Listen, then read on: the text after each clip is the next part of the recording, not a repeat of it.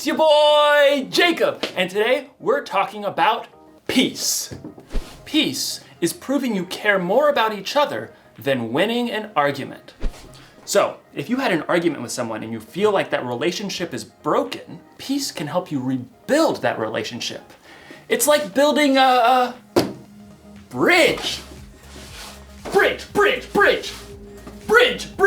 You can build a bridge out of anything. Legos, popsicle sticks, spaghetti, and even trash.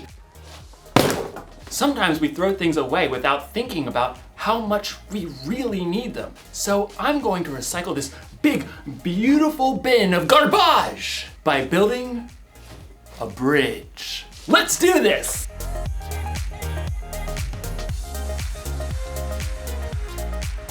It's alive!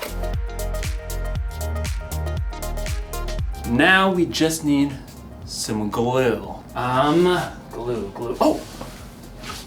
Glue stick. That should work, right? Everything you build needs the right kind of glue to hold it all together. Without the right kind of glue, everything can kind of fall apart. Now, ladies and gentlemen, I present to you the Recycle Bridge!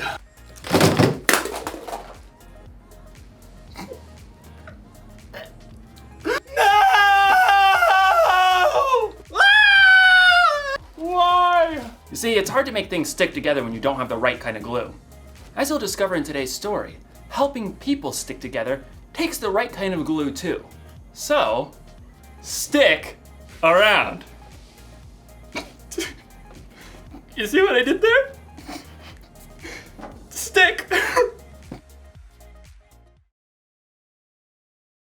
The Bible. It's 66 books of history, stories, letters, and poetry that fit together to form God's one big story. The epic adventure of how He created us and loves us so much that He made a way to rescue us. As we travel through the Bible, from Genesis to Revelation, we discover people who met God and found their lives changed forever. Now, for an amazing story, inspired by the book of Colossians, chapter 3. Verse 15. In a letter written to the Colossian church, the Apostle Paul wrote, "Let the peace that Christ gives rule in your hearts. As parts of one body, you were appointed to live in peace and be thankful." Now let's see what that truth may look like played out in our lives today. Katie wiped the sweat from her forehead and took a long drink from her water bottle. How is it this hot in April? She looked back at the long patch of scrubby ground on the corner lot by Miss Watson's house. Her friends, Caleb and Nona, were both pulling weeds too. I thought we'd be done before lunch. It'll take us days to clear out all this brush. All three kids lived in the same neighborhood and were in Mr. Benson's 7th grade social studies class. It had been Katie's bright idea to start a neighborhood garden for their community service project. Well, we have to finish, unless you want to fail social studies. Even though the friends had been working for a couple of hours already, they'd only cleared the brambles from a small patch of land at the corner. Even when we finish pulling weeds, we still have to dig up the dirt. Yeah, and plant the seeds and water them and stuff. Look, we just need to get it done. I really want an A, okay? Let's use what we've cleared so far and pick one thing to plant. Sunflowers. What? They're big. They're bold. They'll brighten up the whole neighborhood. I don't want to plant flowers. Katie did a quick search on her phone for backup.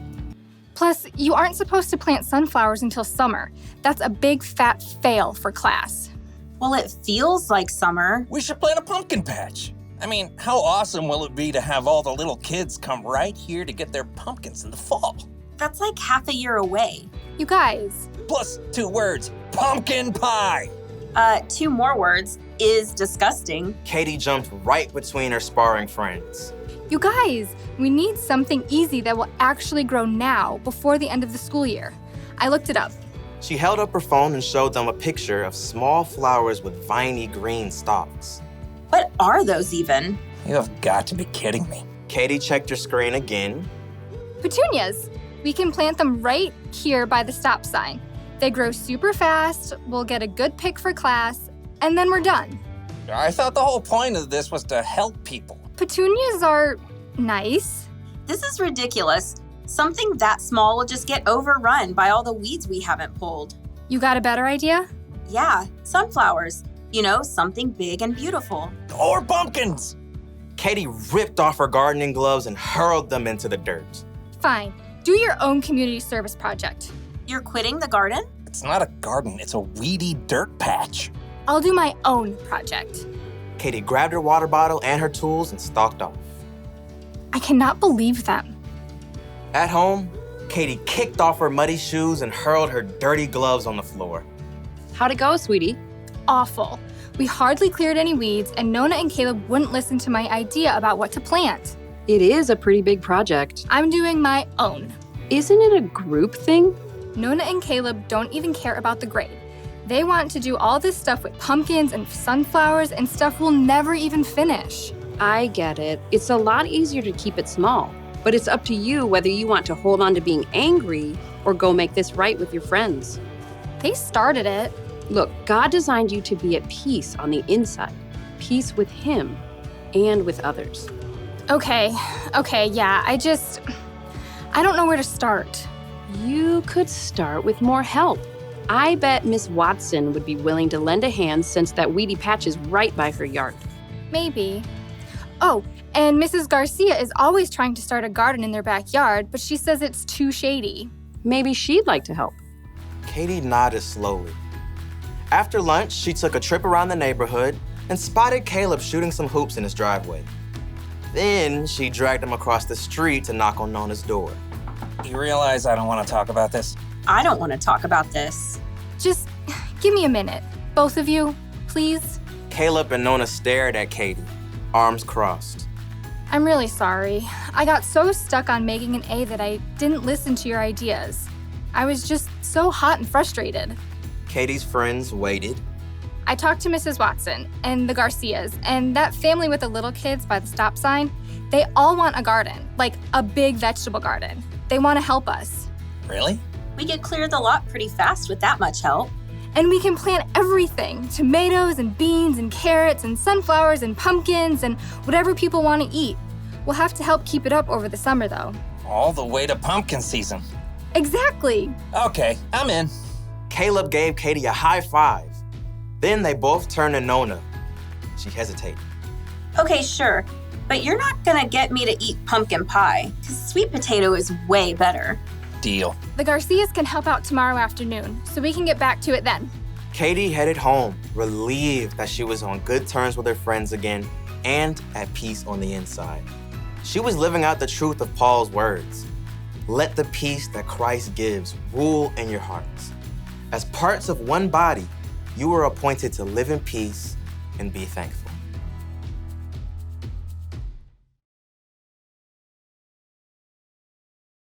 Some days, people are hard to get along with. Your sister spills milk on your homework. Your mom packs your lunch with that weird kind of bread you keep telling her you don't like. You have an argument with your friend over your group project. You just want to yell at everybody. But the Apostle Paul reminds us in his letter to the Colossians, let the peace that Christ gives rule in your hearts. As parts of one body, you were appointed to live in peace. Do you hear that? It's your job to make peace with the people around you. It's one of the things that you were made for, but you don't have to do it alone. You can have the peace that Christ gives. That kind of peace is strong and powerful. It's the glue that holds relationships together. So, if your sister spills milk on your homework, be quick to forgive. If you're in an argument with a friend, be patient and listen. And if you feel like yelling at everyone,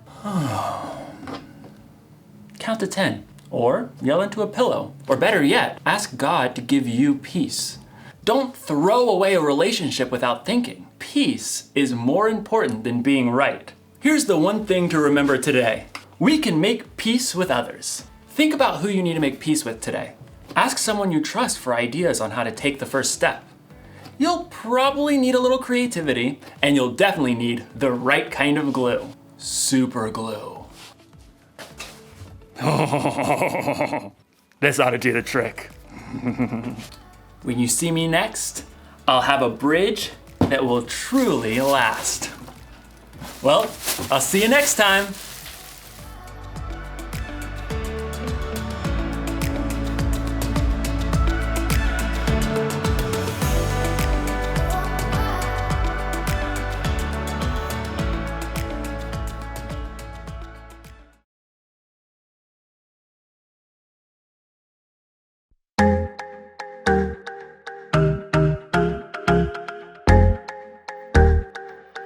Sometimes it's hard to wait for all the things that I want.